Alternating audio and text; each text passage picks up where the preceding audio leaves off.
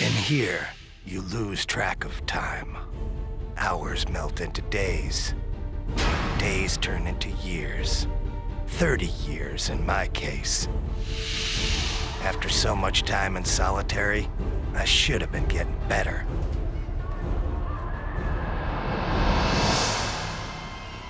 But in my heart, I always knew there was no cure for what happened to me. But I kept on hoping. I knew if I waited long enough, I'd get revenge against the man who destroyed my mind.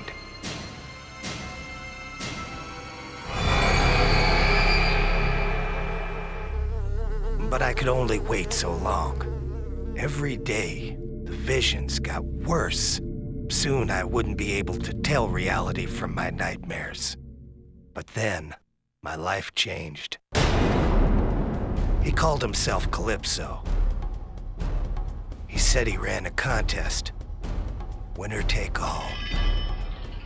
In my case, first prize meant getting even with the man who stole my sanity. How could I refuse?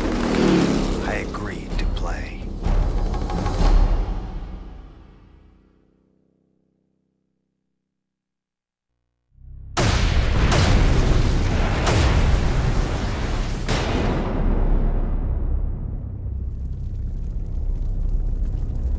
I hadn't thought about the war in years. All the drugs and therapy in the world could never get me to talk about what I went through.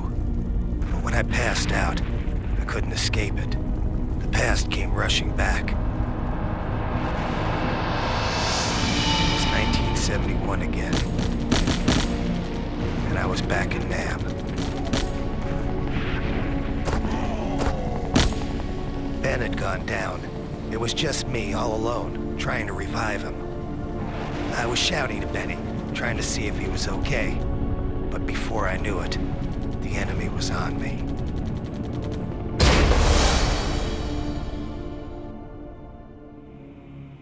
They put us into some stinking hole, 25 feet below the ground.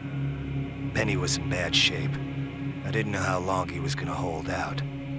Seems like forever I was screaming for someone to come and help him. Then one day, we had a visitor. The guy was an advisor to the Vietnamese. And he had his own unique idea of torture. Starvation. Benny was on his last legs, and I wasn't far behind.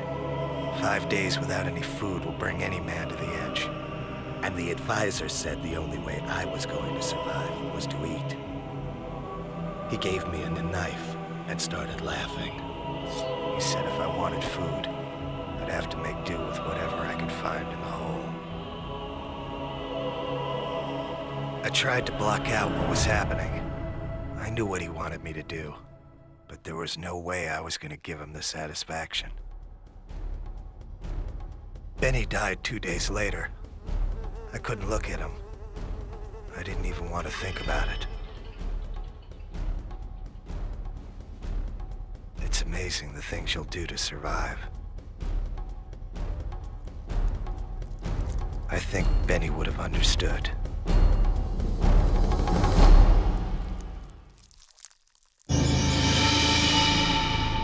They say the mind bends and twists in order to deal with the horrors of life. I think my mind bent so much it snapped in two. When a platoon of GIs freed me 2 weeks later, they tried to take the helmet off.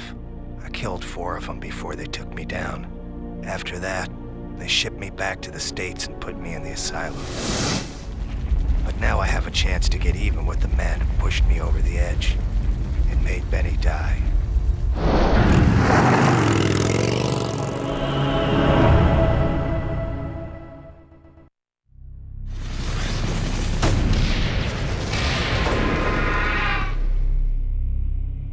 I'd done it. The battle was over. I'd won the contest. I went to see Calypso.